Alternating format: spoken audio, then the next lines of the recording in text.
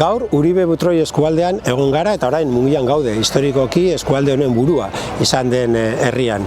Eskualde hau beti Bizkaiko hirigune metropolitanoaren inguruan kokatua izan da eta horren grabitate indarra gero eta gehiago sentitzen da hemen. Ez da txarra sentidu guztietan, baina eskualde honetan bilatu behar dira alternatibak autozentratuak bertako biztanleei, bertako jendeari alternatiba integralak emoteko, ikasteko, zerbitzu aurreratuak izateko eta azken finean bizitza proiektu oso bat garatu ahal izateko bertan.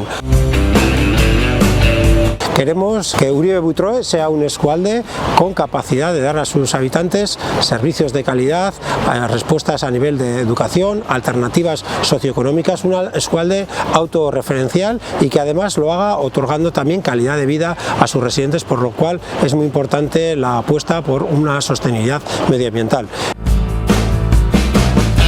Bisita berezia egin dugu Bakion. Bakion Euskal Herria Bildu badarama legealdi ezberdinak gestio berritua egiten.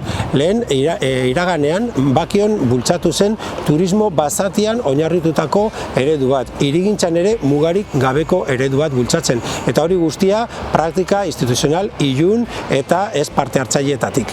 Buelta eman diogu horri, gobernantza eredu gardena eta parte hartzaile aktibatu dugu eta baita ere ingurumenari eman diogu zentralidadeak. Ezagutu ditugu oso proiektu interesgarriak, adibidez bertako basoen berreskurapenaren aldeko apostua eta baita ere errekaren zonaldearen berronoratze proiektu estrategikoa.